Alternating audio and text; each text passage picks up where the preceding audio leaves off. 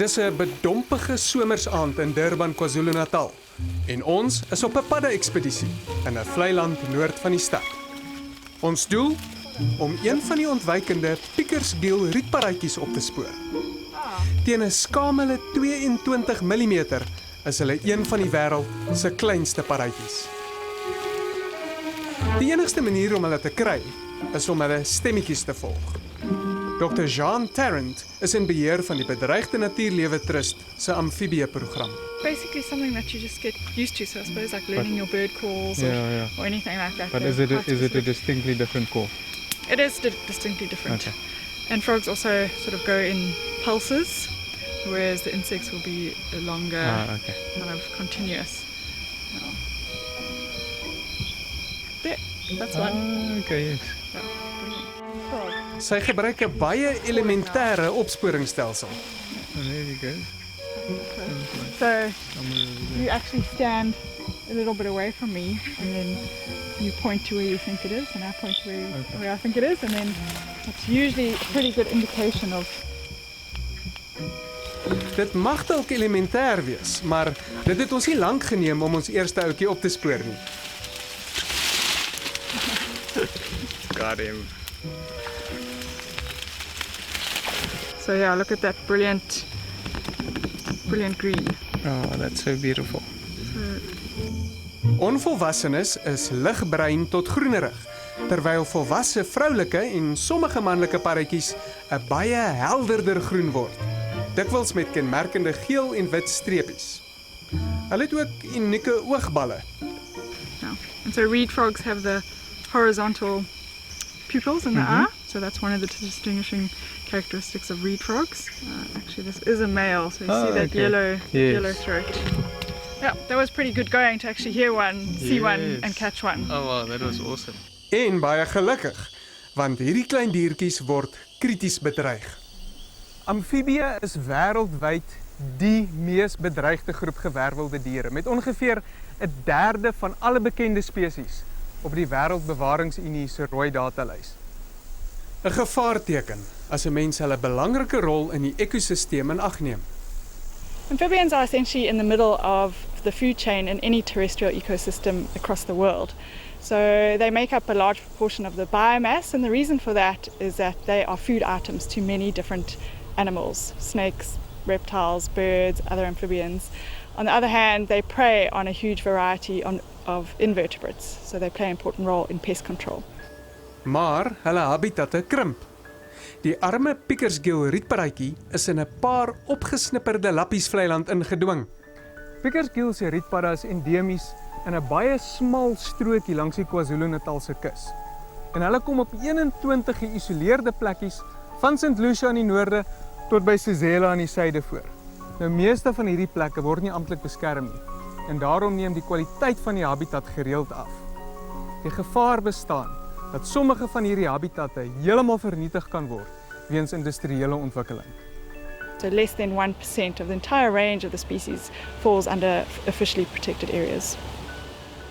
Weens mynbou, landbou en ontwikkeling is klein natuurlike vleilande besig om te verdwyn. Second to that is pollution. So amphibians are very sensitive because of their use of both the aquatic and the terrestrial ecosystems, and they have these semi-permeable skins, and so they're sensitive to pollution. Sy sê al hierdie bedreigings saam skep 'n tydbom vir paddas se uitsterwing. Maar daar's hoop. Die Trust vir Bedreigde Natuurlewe het 'n intensiewe studie oor hulle teelgewoontes en genetika van stapel gestuur. Mount Moreland is 40 km noord van Durban en bekend as een van die plekkies waar Pickersgill parretjies graag uithang. Dis een van die laaste oorblywende vleilande in die omgewing. Ingedruk tussen suikerrietlande en die King Shaka internasionale lughawe is dit niks meer as 1,5 vierkante kilometer groot nie. Gelukkig het die Suid-Afrikaanse lughawemaatskappy ingespring om te help. The Froggy Pond wetland does belong to the airports company, and we have bought it really to rehabilitate it and bring it back to as healthy as sort of a state we can. So what we'd like to see here is that one day none of the sugarcane is here, and it's actually rehabilitated with natural indigenous vegetation, swamp forest and grassland. Plaagdoders van suikerrietplase is een van die grootste bedreigings vir amfibieë in die omgewing. Christopher sê hulle het 'n plan om binne die volgende paar jaar van al die uitheemse spesies ontslae te raak. Long term, we're going to look at some maybe hard or soft engineering alternatives just to get the hydraulic flows sort of as good as we possibly can. Jean is ook besig om die konsep van burgerwetenskap by verskeie ekolandgoed binne die Pickersgill gebied te ontwikkel. Sy het inwoners gewerf om haar met haar navorsing te help. Peter Coulon en Dudley Wang is gewillige deelnemers van Simbiti ekolandgoed, waar ons manlike Pickersgill paratjie gedurende ons nagtelike uitstappie in hulle vlei land gekry het. Mensgemaak en met inheemse flora beplant, is die natuur toegelaat om homself te rehabiliteer, en so het verskeie endemiese spesies teruggekeer. And we try and get an estimation of the population size by recording the number of frogs that are calling in any one area. And then other observations like where they are situated in the habitat, what habitat they're on. We're also looking at what other species they're interacting with. So there's quite an interesting theory that these Pickersgill's reed frogs don't co-occur with other reed frogs like the painted reed frog, which is very loud and noisy. And so we write down all the other species. What have we got there? Huh?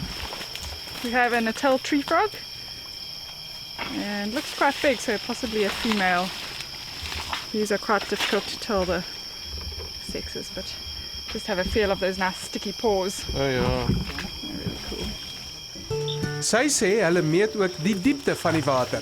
Because there's quite a strong correlation between water depth and where the frogs occur, and other environmental variables like rainfall, temperature, and all of that. And so we actually have a weather station nearby that's feeding us the weather data, which we're tying into our monitoring data. Navorsing dra by tot die regering se biodiversiteitsbestuursplan. En as veranderinge aan hierdie wetsontwerp goedgekeur word, sal die padda se habitat spesiale status kry. Hulle laaste stukkies blyplek sal in wese geen toeganggebiede vir ontwikkeling word. I think for Pickersgills, every 10 square meters counts. And if you've got it in your area, attempt to conserve it. Goeie nuus vir die Pickersgill rietparatjie en die ander diertjies wat hulle lappie vlei land deel.